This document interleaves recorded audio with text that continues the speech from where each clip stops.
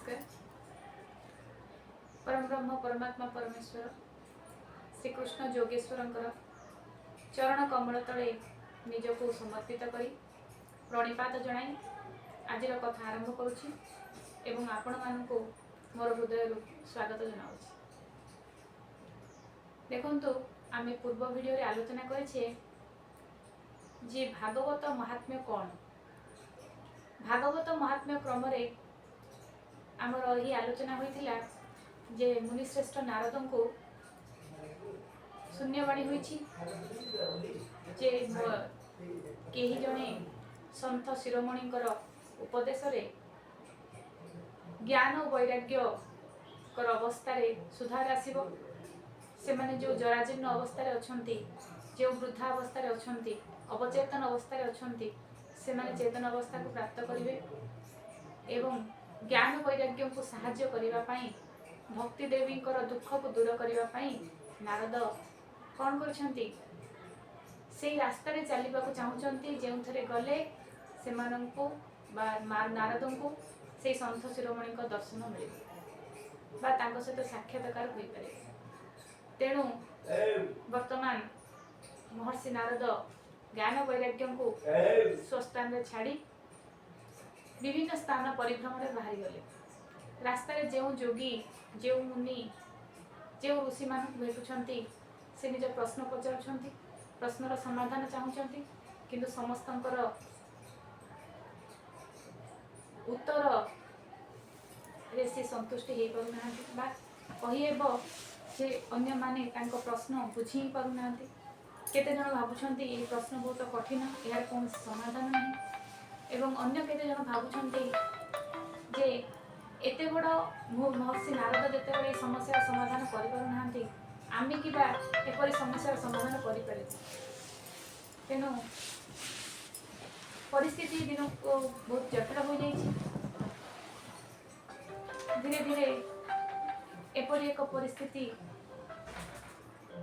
आसीछि जेते बेले महर्षि नारद चिंता करुछंती जे ए प्रश्नर कौनसी समाधान नहीं।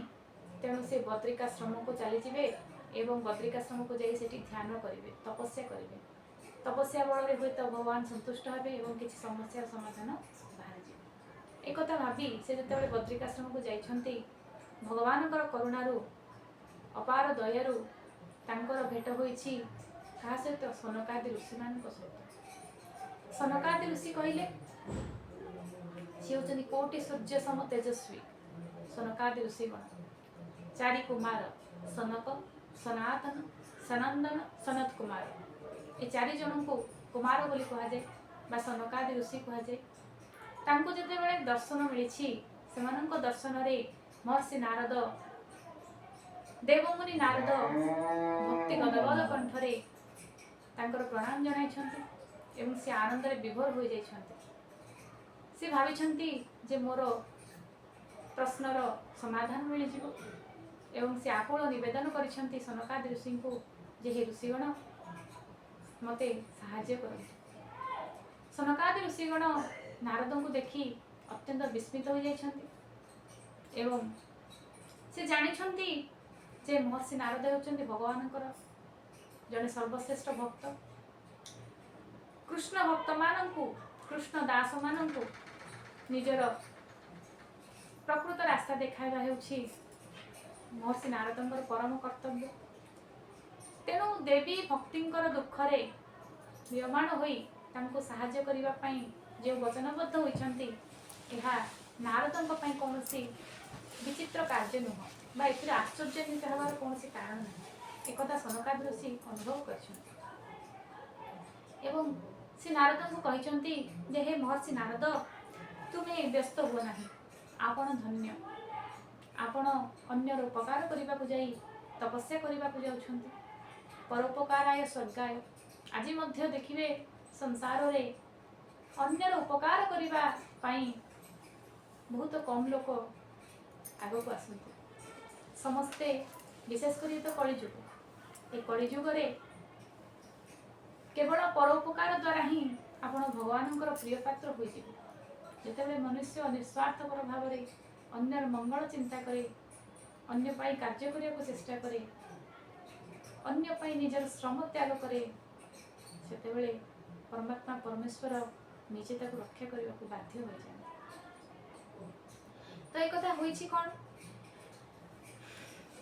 जेतेबेले सनकादि ऋषि तांको कहिसंती जे प्रकृत मार्ग कोन पचारिसंती, नारद मुनिकर मनर जिज्ञासा को पूर्ण करने से कहते जे यज्ञ विभिन्न प्रकार अच्छे, तपयज्ञ, योगयज्ञ, द्रव्ययज्ञ, ज्ञानयज्ञ, किंतु सबु यज्ञ ठारू श्रेष्ठ होउछि ज्ञानयज्ञ। ज्ञानयज्ञ द्वारा कौन हुए? ज्ञानयज्ञ को सत्कर्म बोली कहा जाए बा मुक्ति प्रदायक कर्म बोली कहा जाए। ज्ञानयज्ञ सर्वश्रेष्ठ। मनुष्य यही श्रीमद भागवत को पाठ करवा ही, ए श्रीमद भागवतर पारायण करवा ही हेउछि ज्ञानयज्ञ। तेणु सनकादि ऋषि नारद को यही उपदेश देइछंती जे हे मुनिश्रेष्ठ नारद, हे देवर्षि नारद, हे भक्ति जोग भास्कर, तुम्हे श्रीकृष्ण भागवत जो श्रीकृष्ण लीलामृत लेखा अच्छी ताको तार पारायण करंतु, श्रीमद भागवतर पाठ करंतु। ता द्वारा कौन हेबो? देवी भक्ति मध्य सेठाକୁ आसीबे एवं तांको अवस्था रे परिवर्तन आसे। एक कथा सुनी मुनि नारदଙ୍କ मनरे एक साधारण प्रश्न जिज्ञासा जागृत होइछि। से पचारिछंती जे हे सनकादि ऋषिगण, से विनम्र अनुरोध करछंती तांको मनर जिज्ञासा को दूर करिया ପାଇଁ। तांको प्रश्न हैला, मु जेतेबेले एही ज्ञान और वैराग्य को एभली अवस्था रे देखिली, सेमानंकु मु अनेक वेद वेदांत उपनिषद गीता सब शुणेछि, तांको कर्ण गह्वर पाखरे बसी तार गान करिछि, किंतु से माने जागृत होई पारि नाहंती। जेतेबेले वेद वेदांत उपनिषद रे से माने जागृत होई पारि नाहंती, भागवत द्वारा से माने किभली जागृत होई पारिबे? भागवत भी तो से वेदांश ना, भागवतर भी तो वेद वेदांतर पदरे, भागवतर प्रत्येक पदरे प्रत्येक अंशरे से वेदांश ही निहित अछि। ताले पृथक कौन रहिला, भिन्न कौन रहिला? जेतेबेले वेद वेदांतरे मोर परिश्रम सफल होई पारलानी, तेतेबेले ज्ञान वैराग्य जागृत होई पारलेनी, ताले भागवत द्वारा किपरि यह किपरि संभव? एभली एक जिज्ञासा नारद करिछन्ति एवं सनकादि ऋषिगण उत्तर अति सुंदर भाव देखते। से कहिछन्ति, से बुझाउछन्ति जे हे मुनिश्रेष्ठ नारद, यह सत्य भागवतर प्रत्येकटी पद, प्रत्येकटी अक्षर, प्रत्येकटी अंश वेद वेदांतर ही उद्धृत वेदांश, किंतु से वेदर फल स्वरूप। गोटे वृक्ष रे फल रे जो सार रही, से फलर जो अंश रही, वृक्षर समग्र अंशरे ताहा विद्यमान, चेर शाखा प्रशाखा डाल सबुठी से सार तत्व ही तो रही। किंतु आमे आस्वादन कहार करिया, कहाको खाद्य रूपे खाउछे, कि सुस्वादु फल। तो कहिबार अर्थ हैला वेद वेदांत जदि वृक्ष हुए, भागवत हेउछि फल स्वरूप। तेणु भागवत रसामृत आस्वादन करिबा अत्यंत भाग्यर कथा। आहरी उदाहरण देले कहिएबो, जेपरि आखु रे शर्करा युक्त होइकि थाए, आखु युक्त शर्करा रे आमे से रस आस्वादन करि पारु नाही, किंतु आखुरु जेतेबेले रस अलगा हो जाए, से शर्करा अलगा हो जाए, से शर्करार मधुरता को आमे आस्वादन करि पारछे, हृदयंगम करि पारछे। देखंतु केते सुंदर जिनिस। ठीक सेहि परि ए भागवत हेउछि ସମଗ୍ର ବେଦ ବେଦାନ୍ତ ଉପନିଷଦର ସାର ତତ୍ତ୍ୱ, ସାରଗର୍ଭ ତତ୍ତ୍ୱ। ତେଣୁ ଏହି ଭାଗବତ ପାଠ କରିବା ଜନହିତକାରୀ, ଜନମାନଙ୍କ ପାଇଁ, ସମାଜ ପାଇଁ ନିହାତି ଆବଶ୍ୟକ।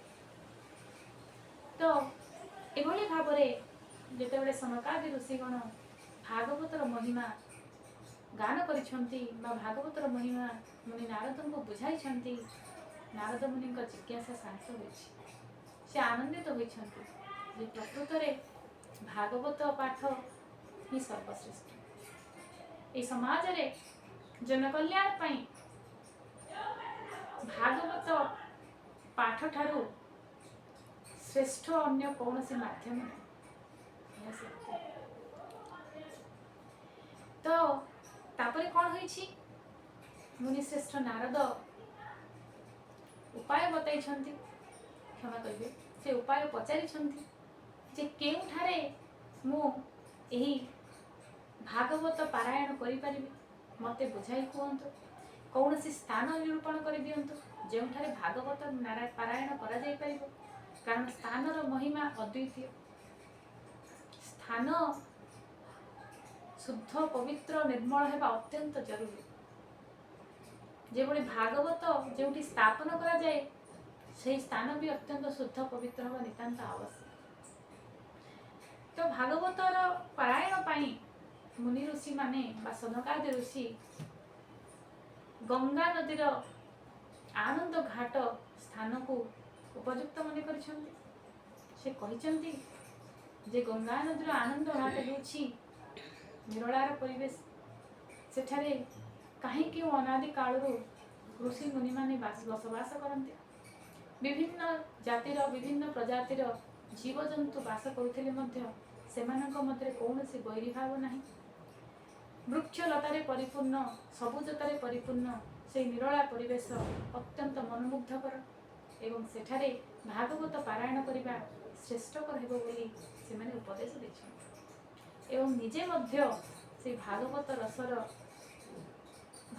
ରସାମୃତକୁ ଚାଖିବା ପାଇଁ, ସେକୁ ଆସ୍ୱାଦନ କରିବା ପାଇଁ ନିଜେ ନାରଦଙ୍କ ସହିତ ସେଠାରେ ଯାଇକି ପହଞ୍ଚି ଯାଇଛନ୍ତି। ଏତିକି ସମୟ ଭିତରେ ଚାରିଆଡ଼େ ପ୍ରଚାର ପ୍ରସାର ହୋଇଗଲା ଯେ ଭାଗବତର କଥାର ଆରମ୍ଭ ହେବାକୁ ଯାଉଛି। ଭାଗବତ କଥା ଆରମ୍ଭ ହେବ। ଏକଥା ଶୁଣିବା ମାତ୍ରେ ମର୍ତ୍ତ୍ୟଲୋକ, ଭୂଲୋକ, ସ୍ୱର୍ଗଲୋକରେ ଯିଏ ଯେଉଁ ଜାଗାରେ ଥିଲେ ସମସ୍ତେ ସେଠି ପହଞ୍ଚି ଯାଇଛନ୍ତି। ସମସ୍ତ ତୀର୍ଥକ୍ଷେତ୍ର, ସମସ୍ତ ନଦୀ, ସମସ୍ତ ମୁନି ଋଷି ଯୋଗୀ ସନ୍ନ୍ୟାସୀଗଣ, ସମସ୍ତ ଶାସ୍ତ୍ର, ଷଟ୍ଶାସ୍ତ୍ର, ବେଦ ବେଦାନ୍ତ ଉପନିଷଦ ସମସ୍ତେ ମୂର୍ତ୍ତିମାନ ରୂପରେ ଆନନ୍ଦ ଘାଟରେ ଯାଇ ପହଞ୍ଚି ଯାଇଛନ୍ତି। ସମସ୍ତ ମୁନି ଋଷିଗଣ ନିଜର ସନ୍ତାନ, ନିଜର ସ୍ତ୍ରୀ, ନିଜର ଶିଷ୍ୟଙ୍କୁ ନେଇ ପହଞ୍ଚିଛନ୍ତି। କାହିଁକି ନା ଭାଗବତ କଥା ହେବେ। ଭାଗବତ କଥା ଶ୍ରବଣ ଠାରୁ ଅଧିକ ପୁଣ୍ୟ କାର୍ଯ୍ୟ ଆଉ କ'ଣ ହୋଇପାରେ? ଭାଗବତ କଥାମୃତଠୁ ଅଧିକ ରସାସ୍ୱାଦ ଜିନିଷ ଆଉ କ'ଣ ହୋଇପାରେ? ଦେଖନ୍ତୁ ଭାଗବତ କଥାର ମହିମା। ଭାଗବତ ପଢ଼ିବା, ଭାଗବତ ଶୁଣିବା ପରମାତ୍ମାଙ୍କ ପ୍ରତି ଆମର ସର୍ବଶ୍ରେଷ୍ଠ ଭକ୍ତିଭାବ ବୋଲି କୁହାଯାଇପାରେ।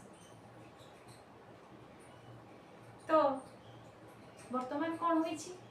ଆନନ୍ଦ ଘାଟରେ ସମସ୍ତେ ପହଞ୍ଚି ଯାଇଛନ୍ତି।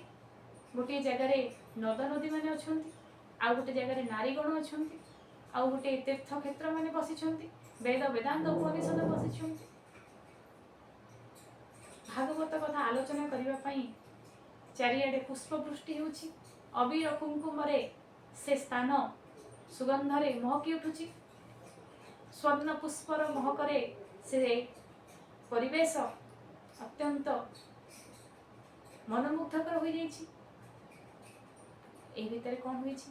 ମହର୍ଷି ନାରଦ ସନକାଦି ଋଷିଙ୍କୁ ଅନୁରୋଧ କରି ଭାଗବତ କଥାର ମହିମା ଶୁଣାଇବା ପାଇଁ ବ୍ୟାସାସନରେ ବସିବାକୁ ଅନୁରୋଧ କରିଛନ୍ତି ଏବଂ ଭାଗବତର ମହିମା ଶ୍ରବଣ କରିବା ପାଇଁ ଅନ୍ୟମାନେ ଅପେକ୍ଷା କରି ରହିଛନ୍ତି। ତ ଦେଖିବା ଯେ ପରବର୍ତ୍ତୀ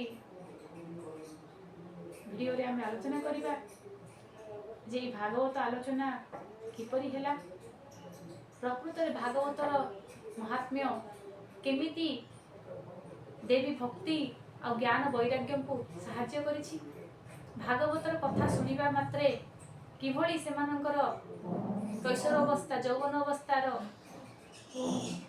से कैशोर अवस्था प्राप्त कर सब विषय आम आलोचना करिबा।